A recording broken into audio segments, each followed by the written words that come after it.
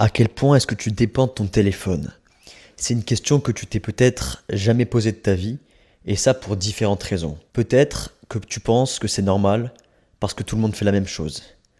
Peut-être aussi que tu penses qu'il n'y a aucune conséquence négative sur ta vie. Ou alors peut-être que tu as simplement peur de te poser cette question. Mais il faut juste comprendre que cette question, elle est indispensable. Elle est hyper importante si tu veux commencer à sortir de cette dépendance au téléphone. Et je m'appelle Mathis et à 23 ans, je peux dire que je suis enfin libre. Je ne suis plus addict à mon téléphone. Et j'ai d'ailleurs créé une communauté gratuite qui s'appelle Esprit Libre, dans laquelle je vais t'aider toi aussi à sortir de cette addiction au téléphone et aux réseaux sociaux. Je te mets plus d'infos dans le lien en description. Je suis tombé il y a quelques jours sur une étude qui voulait savoir, en prenant une population de 1000 personnes dans une université britannique, et cette étude, elle visait à savoir combien de personnes étaient considérées comme addictes à leur téléphone. Et les résultats ont été assez impressionnants, puisque sur les personnes qui étaient âgées de 21 ans et moins, donc tous ceux qui avaient en dessous de 21 ans, il y en a 42% qui sont jugés addicts au téléphone. Puis ensuite, le pourcentage a diminué au fur et à mesure que l'âge augmentait. C'est-à-dire que sur la partie 22-25 ans, on avait 34% de personnes jugées addictes au téléphone, et sur les plus de 26 ans, on en avait plus que 28. Même s'il y a une diminution en termes de pourcentage, ça en dit quand même long sur l'addiction qui touche en moyenne plus d'un tiers des personnes qui ont pu témoigner. Et cette addiction, on peut la caractériser avec 4 symptômes bien distincts. Le premier, ça va être la tolérance. Une tolérance qui va être de plus en plus légère, c'est-à-dire que plus on va utiliser notre téléphone, plus on va avoir envie de l'utiliser, et ça va donc nous inciter à l'utiliser de plus en plus. Et ça, c'est un processus qui est propre au téléphone, mais aussi beaucoup aux réseaux sociaux qui sont inspirés notamment des mécanismes qu'on retrouve dans les machines à sous, qui nous incitent à l'utiliser de plus en plus parce qu'on a ce sentiment d'imprévisibilité et de nouveauté permanente qui nous donne envie de continuer à l'utiliser sans cesse.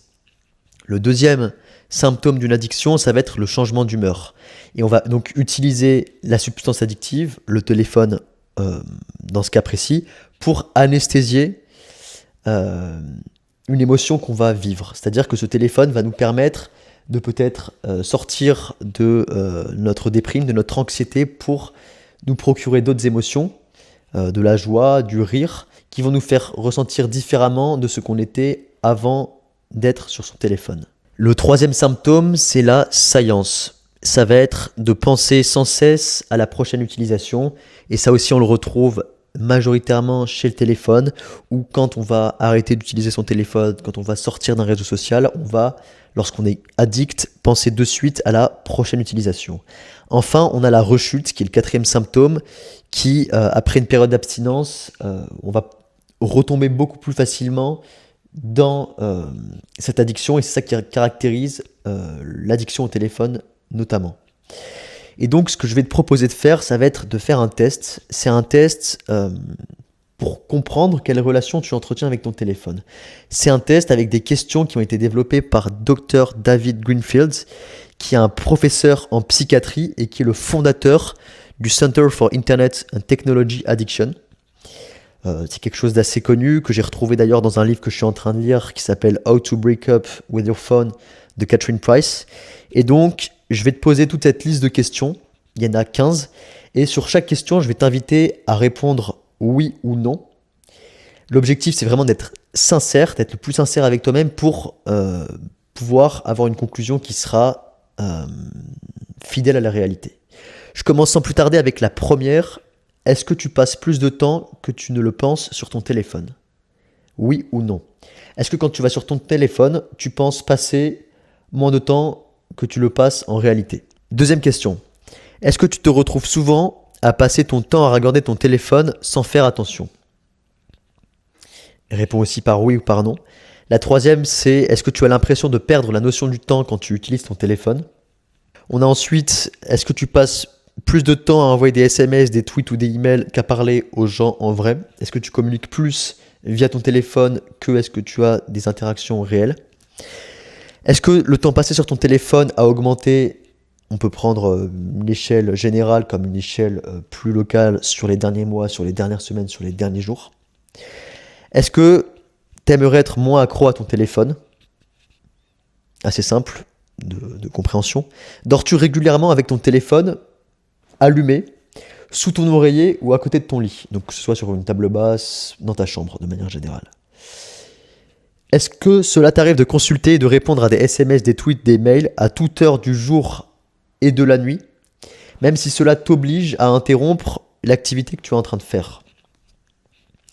Est-ce que tu envoies des messages, des emails ou tu vas sur internet pendant que tu conduis ou que tu fais d'autres trucs qui demandent toute ton attention et ta concentration?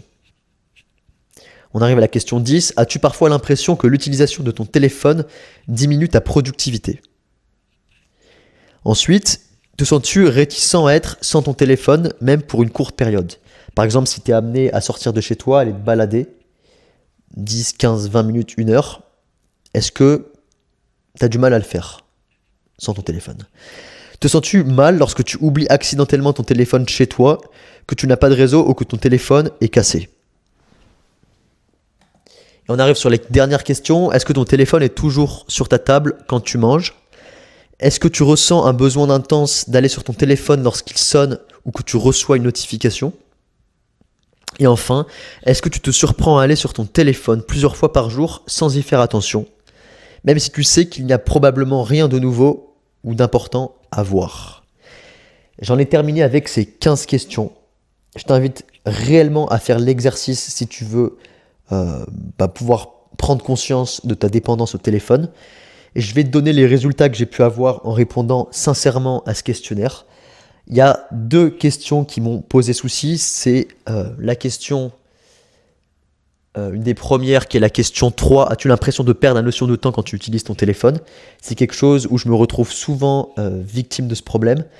Notamment quand je perds encore un peu de temps sur les YouTube Shorts où beaucoup plus de temps va se passer en réalité et je vais plus trop savoir où j'en suis. Donc ça c'est un phénomène qui m'arrive, qui doit aussi t'arriver certainement. Et il y a une autre question où j'ai dû répondre oui, c'est: as-tu parfois l'impression que ton utilisation diminue ta productivité? Même si je travaille très rarement avec mon téléphone à côté, le peu de fois où il est à portée de main, en effet il y a des moments où il va interrompre ma productivité parce que je vais finir par aller dessus. Donc je t'invite à réellement faire cet exercice et ensuite à compter le nombre de réponses, le nombre de questions où est-ce que tu as dû répondre oui. Et ensuite, je vais te lire les résultats qui sont associés à cette étude. Donc moi, je te mets au tableau, je te mets à l'écran le résultat que j'ai eu. J'ai eu donc juste 2 réponses sur 15, ce qui fait qu'avec 2 réponses sur 15, tu es jugé comme ayant un comportement normal, mais ça ne signifie pas non plus que tu dois vivre sur ton téléphone. Si tu as entre 3 et 4 réponses où tu as dit oui, ça veut dire que ton comportement tend à être problématique ou à être compulsif. Donc que tu as une utilisation compulsive de ton téléphone. Ça commence à se corser à partir de 5. Il y a des chances que tu aies un comportement ou une utilisation compulsive ou problématique de ton téléphone. Au-dessus de 8, ça s'empire. Dans l'étude, le docteur Greenberg incite même, lorsque tu as au-dessus de 8, à aller consulter sérieusement un psychologiste, un psychiatriste ou un psychothérapeute pour tout simplement sortir de cette addiction. Donc je ne sais pas dans quel cas précis tu vas te retrouver.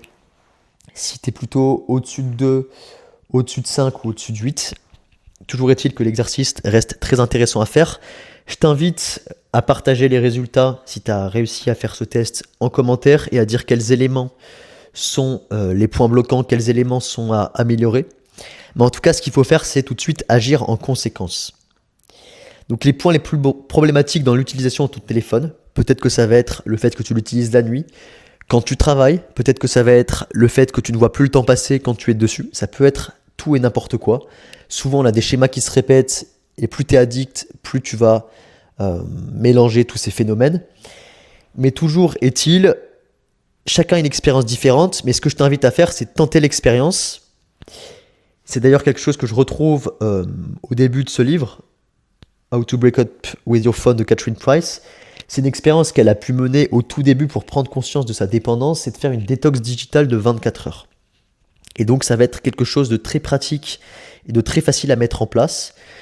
Je t'invite à le faire par exemple sur le week-end prochain, un week-end où justement tu vas peut-être passer plus de temps chez toi, tu vas voir moins de monde et surtout tu n'auras plus autant de distractions qu'en semaine. Mais sur le week-end prochain, essaye de tenter l'expérience de faire une détox digitale de 24 heures. C'est une expérience que je vais faire, je te le dis dès à présent. Et sur ces 24 heures, quand je dis détox digitale, ça va être pas de téléphone, pas de réseaux sociaux, pas d'ordinateur ou de tablette avec un accès Internet. Bref, tu limites tout appareil numérique et tu vois les conséquences que ça a sur ton cerveau, sur ton comportement, sur tes habitudes. Est-ce que tu vas refaire des choses que tu ne faisais plus à cause de ton utilisation du téléphone? Bref, tu vas voir que ça va être complètement différent. Donc je t'invite sincèrement à passer à l'action, à tenter l'expérience le plus rapidement possible. Et ce que je t'invite à faire, c'est de refaire le test dans 1 mois pour voir l'évolution de ton addiction au téléphone et aux réseaux sociaux. Et cette évolution, comme je te le disais au début de vidéo, elle va être accentuée, elle va être plus rapide si tu rejoins cette communauté sur la plateforme Skool ou avec les autres membres, avec les autres esprits libres, on échange sur notre addiction, on se donne des conseils, on partage des expériences et l'objectif c'est vraiment de sortir de cette addiction le plus vite possible, le plus efficacement et surtout de pouvoir remédier à ce problème de façon générale en trouvant d'autres choses, d'autres activités plus intéressantes pour rendre ta vie plus intense. Bref, ça va bien au-delà d'une simple cure digitale. C'est même plutôt un art de vivre, une philosophie à implémenter pour sortir de sa dépendance. On se dit à la semaine prochaine pour une nouvelle vidéo.